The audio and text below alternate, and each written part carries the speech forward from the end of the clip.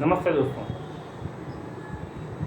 हम पढ़ रहे हैं प्रॉपर्टीज ऑफ डिटर्मिनेंट। इसमें लास्ट प्रॉपर्टी है which is called triangle property. पर उससे पहले हमें एक डेफिनेशन पढ़ना होगा, मेन डायगोनल ऑफ डिटर्मिनेंट।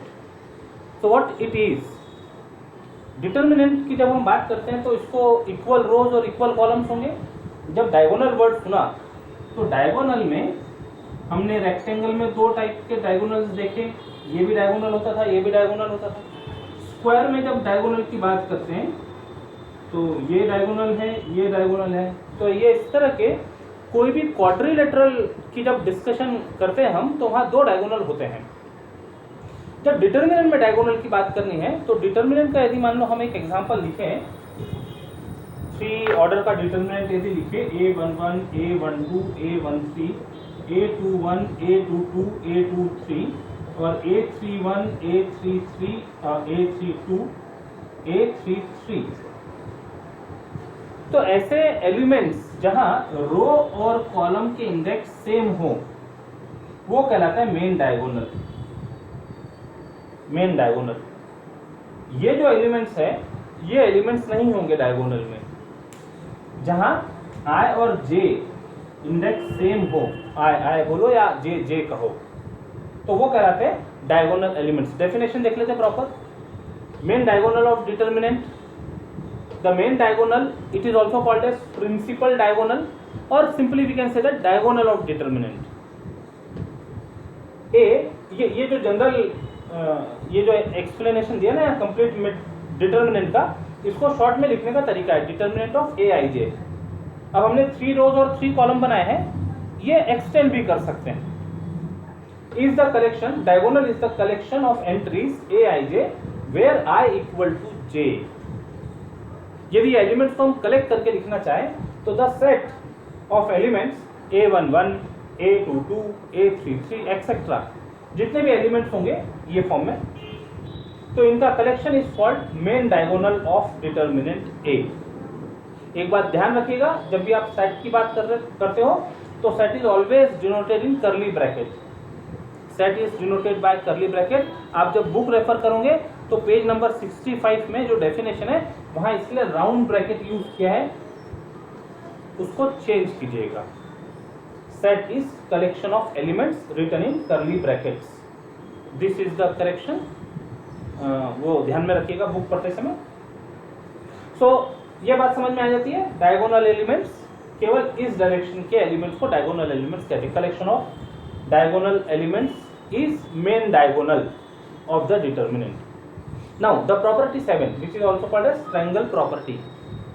पहले पढ़ लेते फिर उसका मीनिंग समझते हैं। If each element of a determinant above और below the main diagonal is 0, then value of the determinant is equal to product of its diagonal elements। फिर से एक बार देखते हैं, यदि मेन डायगोनल के ऊपर सभी एलिमेंट 0 हो या नीचे सभी एलिमेंट 0 हो तो इस डिटर्मिनेंट की जो वैल्यू है that will be equal to product of diagonal elements. यहां पर एक्सप्लेन करके देखते हैं, यदि मान लो ये डायगोनल एलिमेंट के ऊपर सब एलिमेंट 0 हो जाए, ऐसी सिचुएशन हो तो इसको एक्सपांड करने की जरूरत नहीं। We can directly write value as its value as A11, A22, A33 because of this property. समझने की बात है, यदि मान लो हम इसको एक्सपांड करें भी तो यही आंसर आना है, एलिमेंट इनटू डिटर्मिनेंट। तो इसका डिटर्मिनेंट प्रोडक्ट -0 ये आ गया, और ये दोनों एलिमेंट 0 है तो इसकी वजह से जब एक्सपांशन करेंगे तो सारी टर्म वैनिश हो जाएंगी। So this is the background of this property। Property 7 का वेरिफिकेशन हो गया एक तरह से। ओके अच्छा, यदि मान लो यहाँ पर एलिमेंट्स होते हो, यहाँ पर यदि कुछ एलिमेंट्स है, यहाँ सब 0 हो, डायगोनल एलिमेंट डायगोनल के नीचे यदि सारे 0 तब भी इसका result is the product of diagonal elements.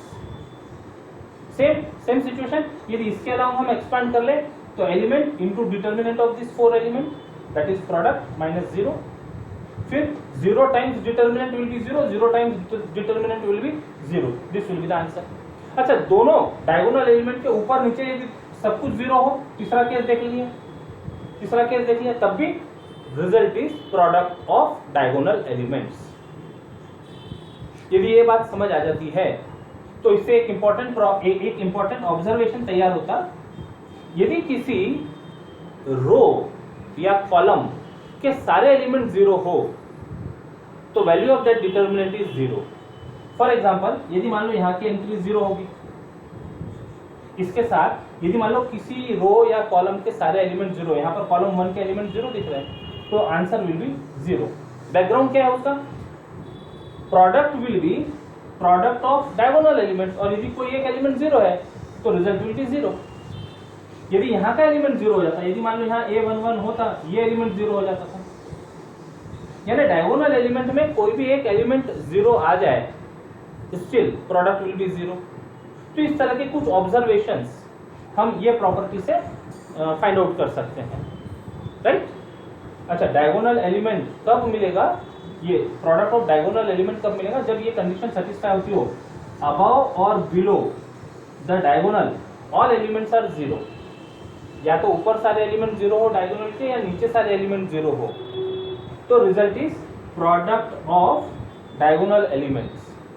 अब इसके साथ हमने दो ऑब्जर्वेशंस की बात की। पहला ऑब्जर्वेशन, किसी रो या कॉलम के सारे एलिमेंट यदि जीरो हो, इस केस में यदि मान लो ये जीरो होता हो, या फिर यदि ये जीरो होता हो, तो किसी रो या किसी कॉलम के सारे एलिमेंट जीरो हो तो आंसर विल बी जीरो। वो एक्सपेंशन से भी वेरीफाई हो सकता है। दूसरी बात, यदि डायगोनल एलिमेंट में कोई एंट्री जीरो हो और उसके ऊपर या नीचे सारे एलिमेंट जीरो हो, again product will be zero. कोई भी एलिमेंट यदि जीरो होगा तो प्रोडक्ट में जीरो आने से रिजल्ट विल बी जीरो। ये स्मॉल ऑब्जर्वेशंस है। चलिए ये प्रॉपर्टी पर बेस्ड एग्जांपल सॉल्व करते हैं। Question number 6 of page 68, determinant is given, we have to find value of x। अब जो डिटर्मिनेंट में उसमें कुछ सिमिलरिटी दिख रही है, 4 + x 4 - x की टर्म्स दिख रही है, तो इसको यदि ऐसे ही एक्सपांड करने जाएंगे तो ये थोड़ा सा कॉम्प्लिकेटेड होगा। तो कोशिश करते हैं हम डायगोनल एलिमेंट के नीचे या ऊपर सारे एलिमेंट को जीरो बनाने की, ये प्रॉपर्टी का यूज करते हुए देखें, फिर हम उसको directly product of diagonal element बोलकर एक्सपांड कर सकेंगे। लेफ्ट हैंड साइड सॉल्व करते हैं। अच्छा, इसका स्क्रीनशॉट एक बार ले लीजिएगा। Okay, find the value of x, तो ये डिटर्मिनेंट को सॉल्व करना है। बाद में उसको इक्वल टू जीरो कर लेंगे हम। Solution, let b equal to, पहले इसको हम रिड्यूस कर लेते हैं। इक्वल टू जीरो दिया हुआ है, हम बाद में उसको इक्वेट कर लेंगे। ये एंट्री जीरो बना सकते हैं क्या? सोचिए जरा, ये एंट्री और ये एंट्री जीरो बन सकती है क्या? तो पहले तो x तो यहाँ से गायब होते दिखते हैं, यदि दोनों को ऐड कर दें, देखो applying R2 changes to R2 - R1। अभी जीरो नहीं बन रहा है वो, लेकिन x तो चले जाएगा। पहले x को हटाने की कोशिश करते हैं। तो this determinant is equal to, ये चेंज नहीं हो रहा है, 4 + x 4 - x 4 - x लिखा है ऐसे ही। R2 में R1 माइनस करना है, तो 4 - 4 ऐसा करके देख लो ना, 4 - x माइनस 4 + x क्या हुआ? -2x। अरे ऐड कर देते, x को रिमूव करने की कोशिश करते हैं हम, ऐड कर देते, तो 4 + 4 8 आ गया, x कैंसिल हो गया। ये दोनों को ऐड किया तो x कैंसिल हो गया, 8 बचा। ये दोनों को ऐड किया तो 4 + 4 8 - 2x, ठीक है, रहने दो। अच्छा, ये क्या था? प्रॉपर्टी 6 पढ़ी थी हमने। अब यदि इस तरह के ऑपरेशन हमको एक ही बार करने हैं तो वो एक ही साथ किए जा सकते हैं। जैसे हमने R2 को तो चेंज कर लिया R1 की हेल्प से, यदि मान लो हम R3 को भी चेंज करना चाह रहे हैं R1 की हेल्प से, तो वो भी यही साथ ही साथ किया जा सकता है। R3 चेंजेस टू, देखो यहाँ पर -x है, यहाँ पर +x है, दोनों को ऐड करेंगे तो इसमें से भी x चले जाएगा।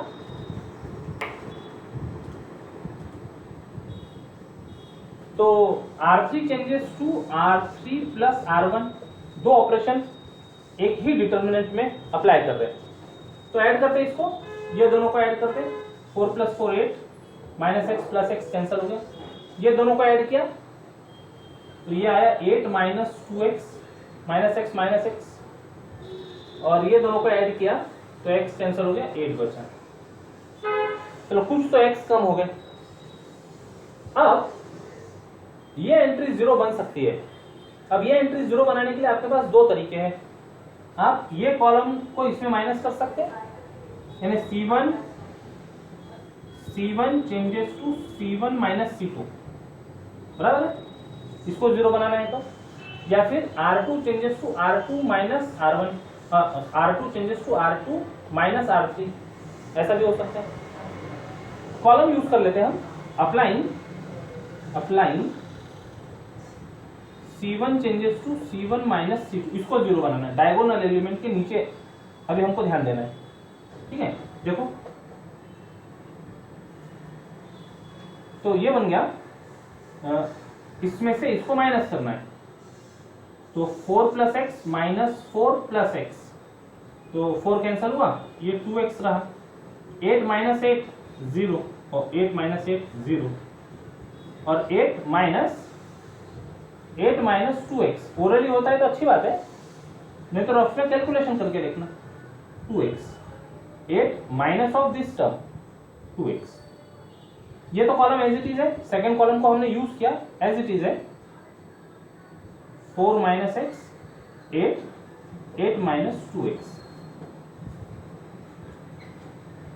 यहां पर कुछ काम किया जा सकता है कि ये देख लेते हैं, हम C2 को यूज कर रहे थे, ये दोनों एंट्री सेम है, तो C3 में से C2 यदि माइनस करे तो ये भी 0 बन जाएगा।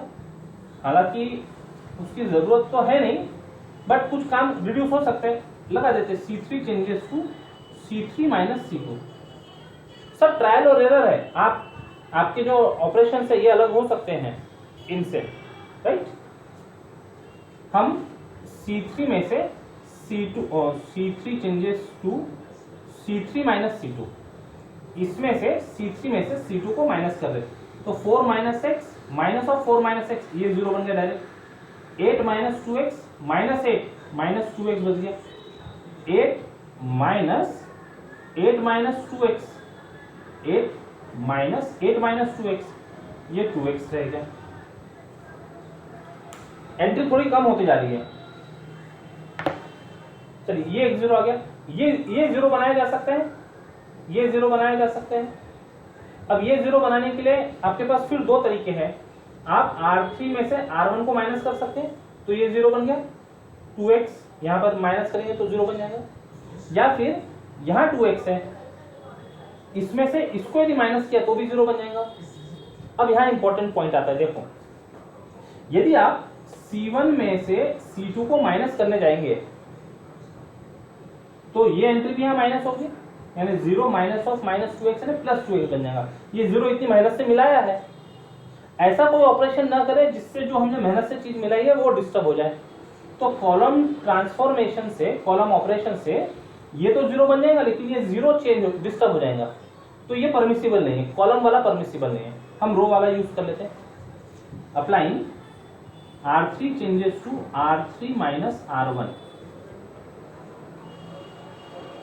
तो ये 2x 4 - x 0 0 8 - 2x। हाँ, R3 में से R1 को माइनस करना है, तो ये 2x में से ये 2x माइनस करना है, 0 हो गया। ये 8 - 2x में -4 - x करना है, इसमें से इसको माइनस करना है, -4 + 8 यानी 4 minus of minus plus x, -2x है यानी -x बचा, बराबर है। 8 - 4 4 -2x + x -x, और इसमें से इसको माइनस करना है, तो ये तो 2x ही था, यानी ये भी डिस्टर्ब नहीं हुआ, ठीक ठाक चल रहा है अभी तक, वेरी गुड। ये 2 0 आ गए। अब ये 0 यानी डायगोनल एलिमेंट के नीचे यदि 0 मिल जाए तो हमारा काम और आसान हो जाएगा। 4 - x, इसको 0 मिलाया जा सकता है, इसको 0 मिलाया जा सकता है कब? इससे सब्ट्रैक्ट करने पर। अब इससे जब सब्ट्रैक्ट करेंगे तो ये भी तो सब्ट्रैक्ट होगा ना, 0 - 2x, तो ये जो 0 मिला है चेंज हो जाएगा, गड़बड़ हो जाएंगी, तो ये तो पॉसिबल नहीं है। और कोई दूसरे तरीके से सोचो कि इसको और इसको जीरो कैसे बनाया जा सकते हैं, इसकी हेल्प यदि लेंगे तो ये जीरो तो बन जाएगा आसानी से, लेकिन ये 2x डिस्टर्ब हो जाएगा और जीरो बनाना, जीरो बन जाए तो काम आसान होगा। ओके, नहीं बन पा रहा है, ठीक है, इसको आप कोशिश करके देखिएगा। यदि इसको इससे सब्ट्रैक्ट करते हैं तो सभी को तो सब्ट्रैक्ट करना पड़ेगा ना, इसको भी सब्ट्रैक्ट करना पड़ेगा, तो जो इतनी माइनस से मिला है ये डिस्टर्ब हो गया। तो चलो वो डायगोनल एलिमेंट में नहीं, ये वाली जो प्रॉपर्टी इसमें पूरी तरह से फिट नहीं हो पा रहा है, तो भी काफी काम आसान हो गया है। अब इसको हम इसको बना सकते हैं, इसको दोनों को ऐड कर सकते हैं, तो ये जीरो बन जाएगा, ये जीरो बन जाएगा। देखते हैं इससे कुछ काम हो जाए। R3 changes to R3 plus R2, ये सब ऑब्जर्वेशन से समझ में आते जाएंगे जैसे जैसे प्रैक्टिस होगी। 2x 4 minus x 0 0 8 minus 2x, हम क्या कर रहे हैं R3 में R2 ऐड कर रहे हैं, 0 ऐड कर रहे हैं, तो ये ऐड हो जाएगा इसमें 12 माइनस एक्स, ये ऐड होके 0 हो गए, 0 हो गए, ठीक है। अभी इससे और कम तो नहीं हो सकता, और कम तो नहीं हो सकेगा, हो सकेगा एक चीज और। हाँ देखो, अब ये दो जीरो होगा, हमको यहाँ जीरो चाहिए था, अब डायरेक्ट तो जीरो नहीं आ रहा है, लेकिन यहाँ जीरो है ना, तो ये जो कॉलम है C2 और C3, इसको यदि इंटरचेंज कर दें तो इंटरचेंज करने से डिटरमिनेंट चेंज नहीं होता है। प्रॉपर्टी पढ़ी हमने, interchanging of any two rows और columns does not change the value of determinant. तो ये दोनों को इंटरचेंज कर देते हैं। हाँ देखो, दिस बिकम